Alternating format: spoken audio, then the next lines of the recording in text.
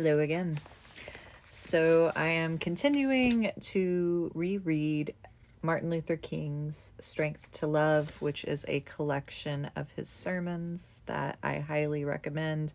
They are very relevant, every single one, to our current times. They have not lost any of the relevancy, unfortunately. I wish we were in more enlightened times that Martin Luther King's words would sound like something that like echoes the corridors of time gone by. That is no longer something that we need, but we do still need these words, and I am grateful for this book. I am going to read today from his sermon on being a good neighbor. In this, he is talking about the parable of the Good Samaritan. And for those that are maybe a little less familiar with that story, a lawyer was having a conversation with Jesus and asked him, "Master, what shall I do to inherit eternal life?" And Jesus said, "Well, what's written in the law? How readest thou?"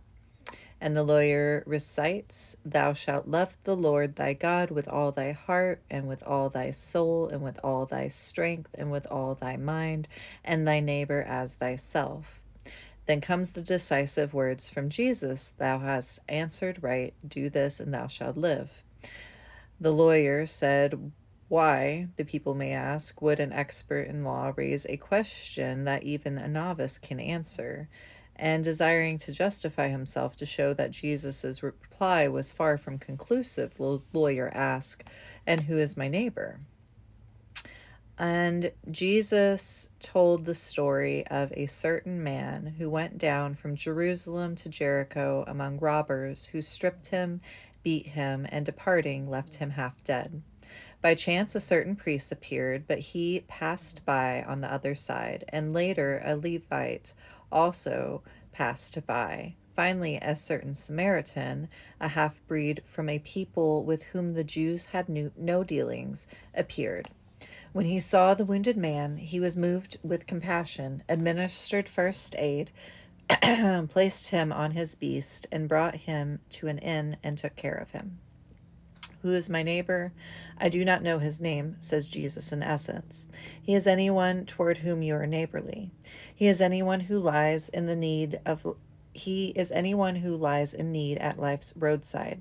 He is neither Jew nor Gentile. He is neither Russian nor American. He is neither Negro nor white. He is a certain man, a needy man, on one of the numerous Jericho roads of life.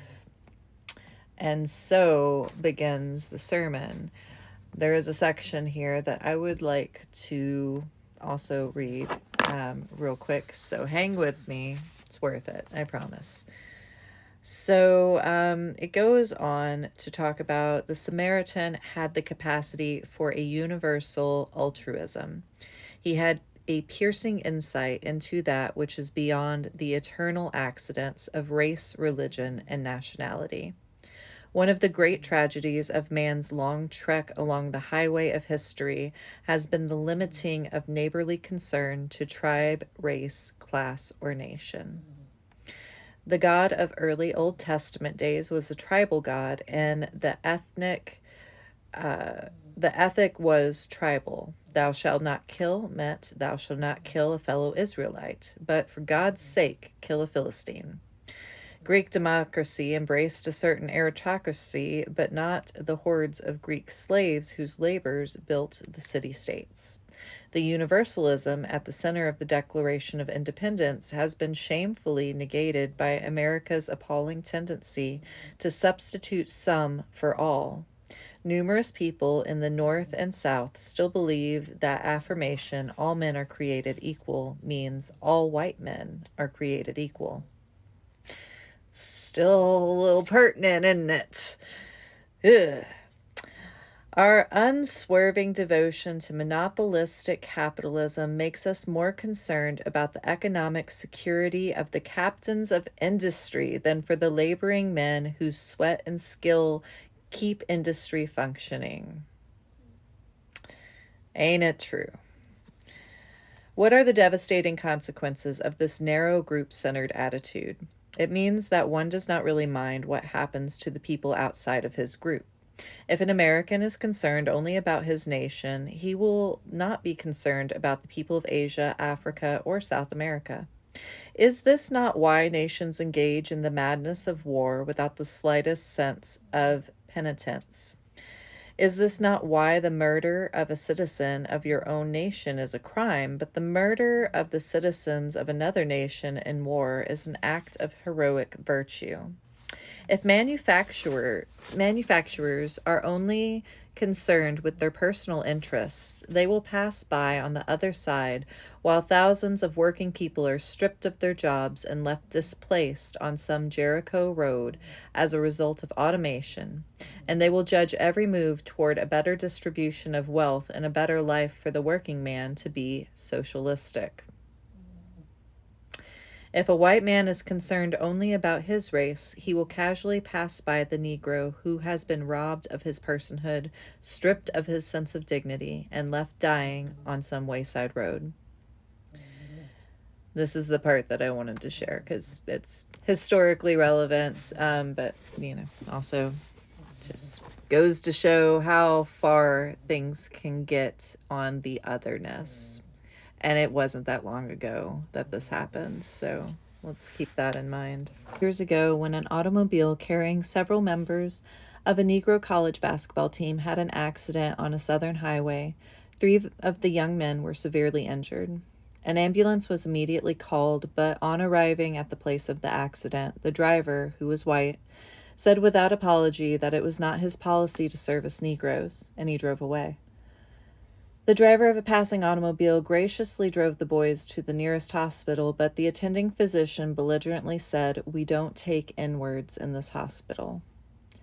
When the boys finally arrived at a colored hospital in a town some 50 miles from the scene of the accident, one was dead and the other 2 died 30 and 50 minutes later, respectively. Probably all 3 could have been saved if they had been given immediate treatment. This is only one of thousands of inhumane incidents that occur daily in the South, an unbelievable expression of the barbaric consequences of any tribal-centered, national-centered, and racial-centered ethic. The real tragedy of such narrow provincialism is that we see people as entities or merely as things. Too seldom do we see people in their true humanness. A spiritual myopia limits our vision to external accidents. We see men as Jews or Gentiles, Catholics or Protestants, Chinese or American, Negroes or whites. We fail to think of them as fellow human beings made of the same basic stuff as we, molded in the same divine image. The priest and the Levite only saw a bleeding body, not a human being like themselves. But the Good Samaritan will always remind us to remove the cataracts of provincialism from our spiritual eyes and see men as men. If the Samaritan had considered the wounded man a Jew first, he would have not stopped, for the Jews and the Samaritans had no dealings. He saw him as a human being first, who was a Jew only by accident. The good neighbor looks beyond the external accidents and discerns those inner qualities that make all men human and therefore brothers.